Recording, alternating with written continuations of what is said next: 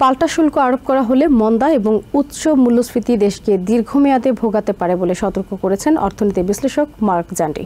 President Donald ট্রাম্পের আগ্রাসী শুল্ক নীতির কারণে আগামী 12 মাসের মধ্যে অর্থনৈতিক অস্থিতিশীলতা তীব্র হওয়ার আশঙ্কা করছেন দেশের 4 অর্থনীতিবিদ। জান্ডি কথা বলেছেন মাইকেল ফেরোলি, ডায়ান সোং এবং কনস্ট্যান্স হান্টার।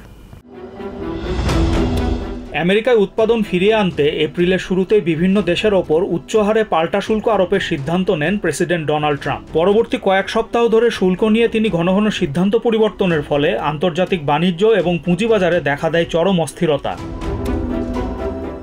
এপ্রিলের শুরুতে প্রেসিডেন্ট ট্রাম্পের পাল্টা শুল্ক ঘোষণার ঠিক আগে ওয়াল স্ট্রিট জার্নাল মন্দার পূর্বাভাস জানতে চেয়ে 68 জন অর্থনীতিবিদের উপর জরিপ চালায়। সেই জরিপ অনুযায়ী দেশে আগামী 12 মাসে মন্দার সম্ভাবনা ছিল 45%। তবে বর্তমান পরিস্থিতি বিবেচনায় KPMG US এর বিশ্লেষক ডায়ান সোং পূর্বাভাস হালনাগাদ করে 60% করেছেন। পরপর দুই প্রান্তিকে অর্থনৈতিক প্রবৃদ্ধির হার কমে গেলে সেটি মন্দা হিসেবে বিবেচনা করা হয়। শুল্কযুদ্ধ দেশের অর্থনীতি এবং পুঁজিবাজারে চরম অস্থিতিশীলতা নিয়ে আসার পর চায়নার উপর আরোপিত পাল্টা শুল্ক কমানোর ঘোষণা দেন প্রেসিডেন্ট ট্রাম্প। এরপরও বাণিজ্যে অস্থিরতাকে দায়ী করে JP মর্গানের বিশ্লেষক মাইকেল ফেরোলি মন্দার পূর্বাভাস 60% এনেছেন। দি ইকোনমিক্স ইন্টেলিজেন্স ইউনিটের বিশ্লেষক কনস্ট্যান্স হান্টারের মতে দেশের অর্থনীতিতে মন্দার সংখ্যা প্রায় 80%। তিনি মনে করেন ট্রাম্পের উদ্দেশ্যই হচ্ছে দেশের অর্থনীতিতে অস্থিরতা এবং বিশৃঙ্খলা তৈরি করা।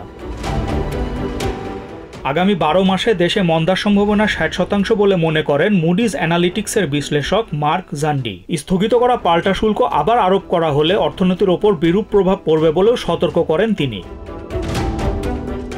মূল্যস্ফীতি সূচক কোর PCE ইন্ডেক্স ফেব্রুয়ারিতে 2.8% ছিল, যা ফেডারেল ব্যাংকের 2% লক্ষ্যমাত্রার থেকে বেশি। মূল্যস্ফীতির হার 4% গিয়ে ঠেকতে পারে বলে পূর্বাভাস দিয়েছেন বিশ্লেষকরা।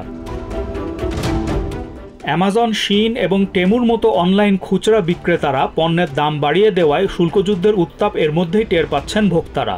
MSNBCর বাণিজ্য বিশ্লেষক ক্রিস্টিন রোমান্স বলেন, মূল্যবৃদ্ধির জন্য এই কোম্পানিগুলো সরাসরি ট্রাম্পের শুল্ক নীতিকেই দায়ী করছে। Cyrus Rahman, TBN 24 news desk. New York থেকে সম্প্রচারিত TBN 24 টেলিভিশন বিশ্বজুড়ে বাঙালির কণ্ঠস্বর।